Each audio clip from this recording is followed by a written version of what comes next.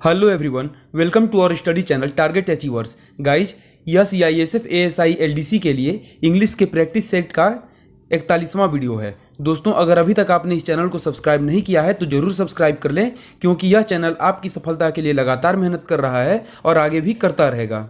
तो चलिए आज का क्वेश्चन देखते हैं। आज हम सॉल्व करने वाले हैं फिल इन द ब्लैंक्स के क्वेश्चन को, जिसमें 4 ऑप्शन से एक सही वर्ड को चुनकर सेंटेंस को कंप्लीट करना होता है। CISF LDC में इस सेक्शन से 10 क्वेश्चन पूछे जाते हैं। आप रेगुलर मेरे इस सीरीज को सॉल्व करते रहिए। मैं दावा करता हूं कि आप एग्जाम में काफ़ी बेहतर करके आएंगे। तो चलिए क्वेश्चन शुरू करते हैं। क्वेश्चन नंबर 1 है, if I dash I will meet you. तो यहाँ पर डैश की जगह पर क्या फिल होगा आपको भरना है। तो कुछ समय आप लीजिए और वीडियो का पॉज करके खुद से ट्राई कीजिए, उसके बाद आंसर सुनिए मेरे से।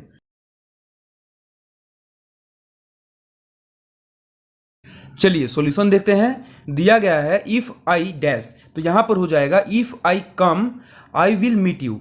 तो यहां पर दिया गया है इफ आई, तो यहां पर कम हो जाएगा if I come I will meet you. अभी इसका अर्थ हो जाता है अगर मैं आया तो आपसे मिलूंगा। ठीक है, अगर मैं आया तो आपसे मिलूंगा, तो यहाँ पर कम, जो कि ऑप्शन ए है, यह सही आंसर हो जाएगा। अब यहाँ पर हम समझ लेते हैं अच्छे से। अगर 2 कार्य भविष्य में एक के बाद एक हो और दूसरे कार्य पहले कार्य के होने पर निर्भर करे, तो पहला कार्य सिंपल प्रेजेंट टेंस में होगा और दूसरा सिंपल फ्यूचर टेंस में होगा।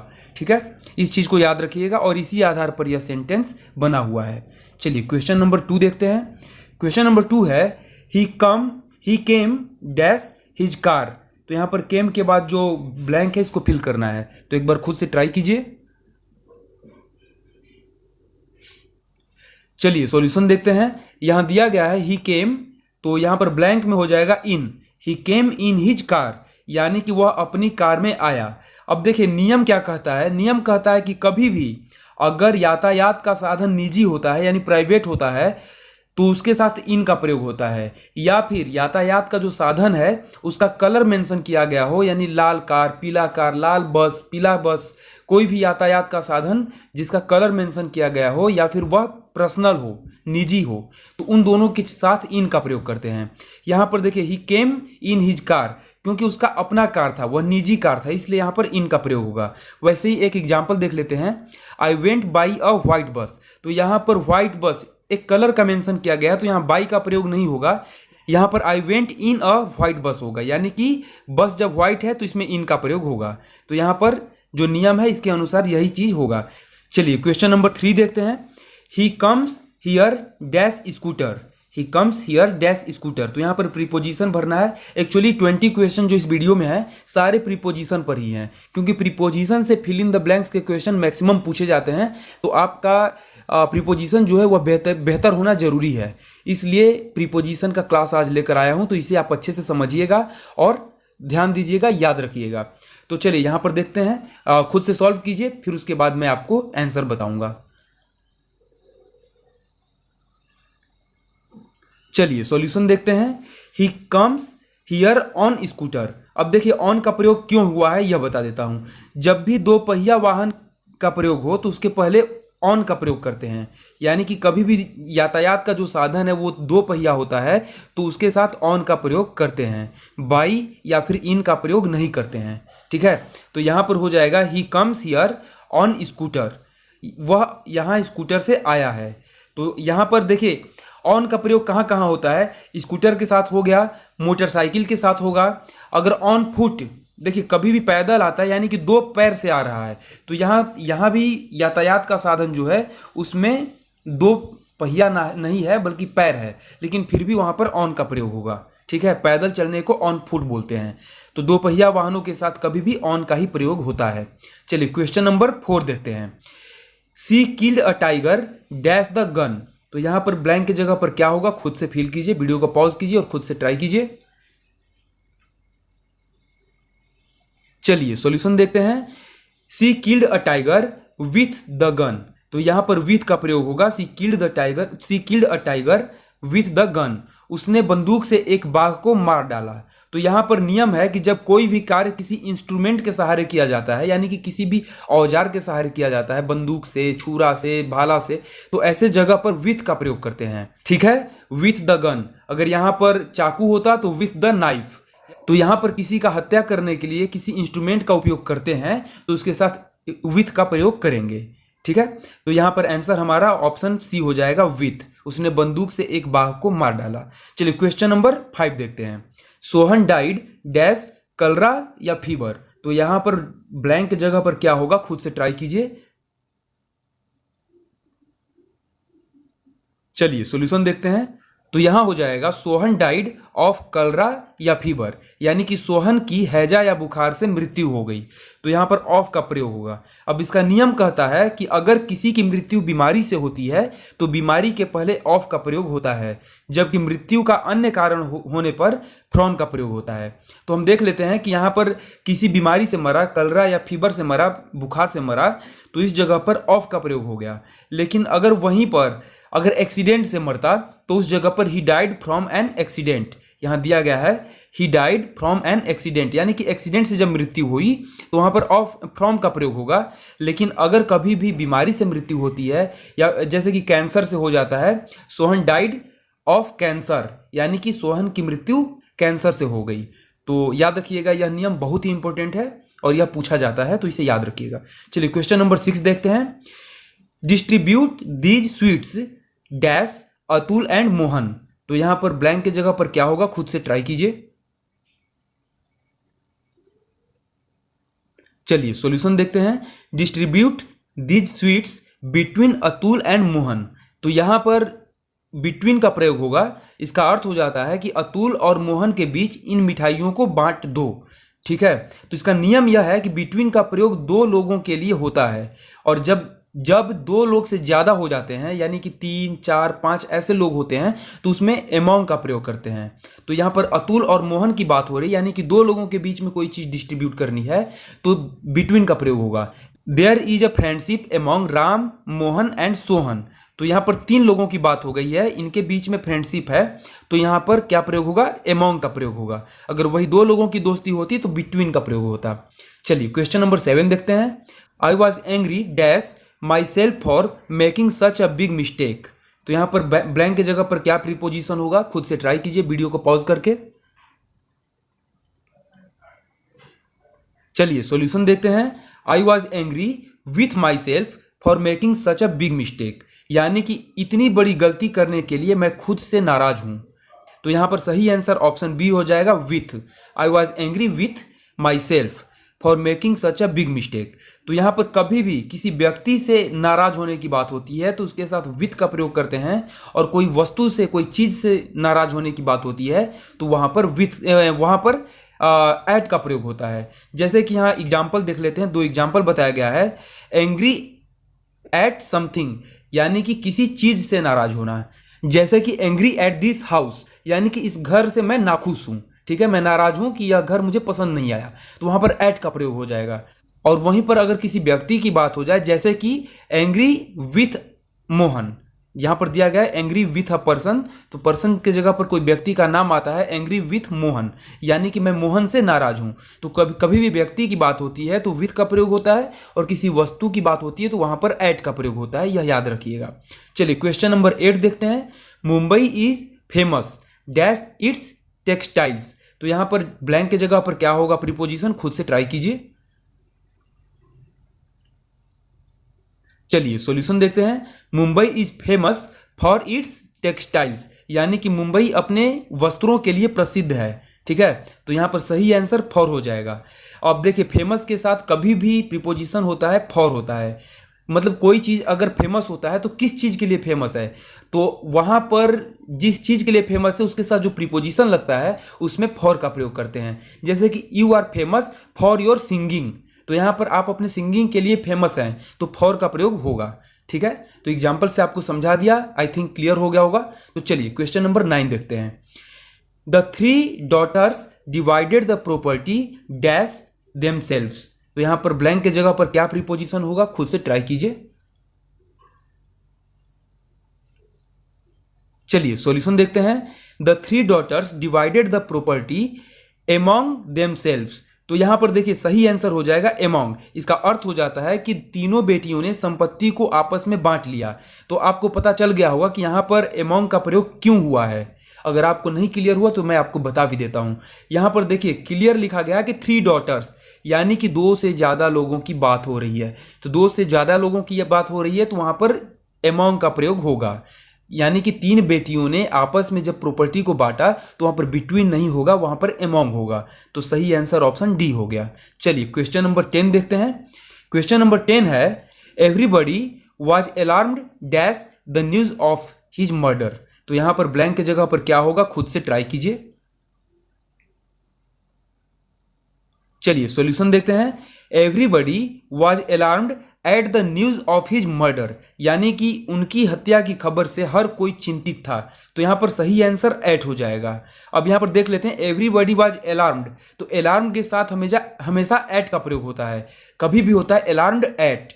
अलार्म्ड एट का अर्थ हो जाता है चिंतित होना, व्याकुल होना, यानी कि अगर किसी की हत्या होती है और एकाएक किसी को खबर मिलता है तो वह व्याकुल हो जाता है, चिंतित हो जाता है, तो वहां पर अलार्म्ड एट का प्रयोग होगा। तो यहां पर एट का प्रयोग सही होगा। ठीक है, चलिए क्वेश्चन नंबर 11 देखते हैं। R K Thakur is senior dash Sanjeev. बहुत ही इंपॉर्टेंट क्वेश्चन है, इसको सॉल्व कीजिए। नहीं आता है तो मैं बताऊंगा और मैं उम्मीद करता हूं कि आपको यह जरूर आता होगा। चलिए एक बार ट्राई कीजिए। चलिए सॉल्यूशन देखते हैं। R K Thakur is senior to Sanjeev, बहुत ही पेचीदा है। अगर जिसने नियम जाना है तो उनके लिए इजी होगा और जिनको नियम नहीं पता है तो उनके लिए यह मुश्किल होगा। तो R K Thakur is senior to Sanjeev, यानी कि आर के ठाकुर जो हैं यह संजीव से सीनियर हैं। तो यहां पर दैन का प्रयोग नहीं होगा। बहुत सारे लोग दैन मार रहे होंगे ऑप्शन, तो यहां पर दैन नहीं होगा। R K Thakur is senior to Sanjeev, कभी भी सीनियर जूनियर इन सब वर्ड की बात होती है तो वहां पर टू का प्रयोग होता है। कंपैरिजन के लिए टू का प्रयोग होता है सीनियर या जूनियर के साथ। चलिए क्वेश्चन नंबर 12 देखते हैं। क्वेश्चन नंबर 12 है ही प्रीफर्स टी डैश कॉफी। तो इसको आपको सॉल्व करना है, खुद से ट्राई कीजिए, उसके बाद सॉल्यूशन देखिएगा। चलिए सॉल्यूशन देखते हैं। ही प्रीफर्स टी टू कॉफी, यहां पर टू का प्रयोग होगा। एक बार फिर से यहां पर टू का प्रयोग हुआ है तो देखिएगा यहां पर प्रीफर्स, कभी भी किसी चीज को प्रीफर करना, किसी चीज के बदले किसी दूसरे चीज को प्रीफर करना, वहां पर टू का प्रयोग होता है कंपैरिजन के लिए। यहां पर देन का प्रयोग नहीं होगा। कभी भी ही प्रीफर्स टी देन कॉफी नहीं होगा, यहां पर ही प्रीफर्स टी टू कॉफी होगा, यानी कि वह कॉफी से ज्यादा चाय को पसंद करता है, चाय को ज्यादा लाइक करता है। तो यहां पर प्रीफर्स टी टू कॉफी हो जाएगा, टू का प्रयोग सही होगा। क्वेश्चन नंबर 13 है I am fond dash music. I am fond dash music, तो यहां पर ब्लैंक के जगह पर क्या होगा, खुद से ट्राई कीजिए, इसके बाद सॉल्यूशन देखिएगा। चलिए सॉल्यूशन देखते हैं। यहां पर हो जाएगा I am fond of music, यानी कि मैं म्यूजिक को पसंद करता हूं या फिर मुझे म्यूजिक पसंद है। तो यहां पर ऑफ का प्रयोग होगा। I am fond of music, किसी भी चीज को पसंद करने की बात होती है तो वहां पर फॉन्ड के साथ ऑफ का प्रयोग करते हैं, प्रीपोजिशन ऑफ होता है, याद रखिएगा। चलिए क्वेश्चन नंबर 14 देखते हैं। My uncle has been suffering dash fever for 2 days। तो यहां पर ब्लैंक के जगह पर सही आंसर, सही प्रीपोजिशन चुनना है, खुद से ट्राई कीजिए। चलिए सॉल्यूशन देखते हैं। My uncle has been suffering from fever for 2 days। तो यहां पर फ्रॉम प्रीपोजिशन सही होगा। मेरे चाचा को 2 दिन से बुखार है, यानी कि कभी भी सफरिंग किसी बीमारी से होती है, किसी बीमारी से कोई ग्रसित होता है और सफर कर रहा होता है, यानी कि अगर उसको झेल रहा होता है, उस बीमारी से लड़ रहा होता है, तो वहां पर फ्रॉम का प्रयोग होता है। My uncle has been suffering from fever, ठीक है। या फिर अभी कोरोना का समय चल रहा है तो my uncle has been suffering from corona for 2 days। 2 दिनों से कोरोना से मेरे चाचा ग्रसित हैं, यानी कि मेरे चाचा को 2 दिनों से कोरोना हुआ है। चलिए क्वेश्चन नंबर 15 है the teacher congratulated dash her success. तो यहां पर कॉन्ग्रेचुलेटेड के बाद क्या होगा, ब्लैंक में प्रीपोजिशन, आपको खुद से ट्राई करना है। चलिए सॉल्यूशन देखते हैं। The teacher congratulated on her success, यानी कि शिक्षक ने उसकी सफलता पर उसे बधाई दी, ठीक है। तो यहां पर ऑन का प्रयोग सही होगा। कभी भी किसी को बधाई दिया जाता है, कॉन्ग्रेचुलेट किया जाता है, तो उसके साथ ऑन प्रीपोजिशन लगता है, याद रखिएगा। कॉन्ग्रेचुलेटेड के बाद ऑन का प्रयोग होगा हमेशा। कॉन्ग्रेचुलेट करते हैं तो उसके साथ ऑन का प्रयोग करते हैं, तो सही आंसर ऑप्शन बी हो जाएगा। चलिए क्वेश्चन नंबर 16 है the aeroplane was flying dash the cloud. तो यहाँ पर डैश के जगह पर क्या प्रीपोजिशन होगा, ब्लैंक के जगह पर क्या फिल होगा, खुद से ट्राई कीजिए। चलिए सॉल्यूशन देखते हैं। The aeroplane was flying above the cloud, यानी कि हवाई जहाज बादलों के ऊपर उड़ रहा था। ठीक है, तो यहां पर एबव का प्रयोग होगा। कभी भी कोई भी चीज ऊपर की ओर जाती है और वह उस चीज को टच नहीं करती है, उसके ऊपर से निकल जाती है, तो उसके साथ हमेशा प्रीपोजिशन एबव का प्रयोग करते हैं। ओवर नहीं होगा, अपॉन नहीं होगा, विथ नहीं होगा, हमेशा एबव होगा। चलिए क्वेश्चन नंबर 17 है, the police inspector inquired the case. तो यहां पर इंक्वायर्ड के बाद क्या होगा, फिल। आपको खुद से ट्राई करना है, प्रीपोजिशन चुनिए और इसको फिल कीजिए। चलिए सॉल्यूशन देखते हैं। The police inspector inquired into the case. तो यहां पर इंक्वायर्ड के बाद इनटू का प्रयोग होगा, यानी कि पुलिस इंस्पेक्टर ने उस केस के अंदर छानबीन की, उस केस की छानबीन की, उसके बारे में अच्छे से पता लगाया, यानी कि उसका अच्छे से ब्यौरा लिया। तो यहां पर सही आंसर ऑप्शन बी हो जाएगा। अब इसको समझ लेते हैं कि देखिए, कभी भी किसी चीज की इंक्वायरी होती है और उसके अंदर डिटेल से जानने की कोशिश की जाती है, तो इंक्वायर्ड इनटू होता है, इंक्वायरी के बाद इनटू का प्रयोग होता है। ठीक है, तो यहां पर इंक्वायर्ड इनटू का प्रयोग सही होगा, यानी कि अच्छे से जांच पड़ताल करना। तो यहां पर सही आंसर हो जाएगा ऑप्शन बी, इनटू। चलिए क्वेश्चन नंबर 18 देखते हैं। The car is running dash 70 kilometre per hour. तो यहां पर ब्लैंक के जगह पर क्या होगा, प्रीपोजिशन, खुद से ट्राई कीजिए। चलिए सॉल्यूशन देखते हैं। The car is running at 70 kilometre per hour. यहां पर प्रीपोजिशन एट होगा। The car is running at 70 kilometre per hour. तो इसका अर्थ हो जाता है कि जो कार है वह 70 किलोमीटर प्रति घंटे की रफ्तार से दौड़ रही है। तो यहां पर सही आंसर ऑप्शन ए हो जाएगा। कभी भी कोई गाड़ी किसी स्पीड से दौड़ती है, चलती है, तो वहां पर एट का प्रयोग करते हैं, रनिंग एट। ठीक है, कोई गाड़ी किसी स्पीड से चल रही है तो उसके साथ रनिंग के साथ प्रीपोजिशन एट का प्रयोग करेंगे। चलिए क्वेश्चन नंबर 19 देखते हैं।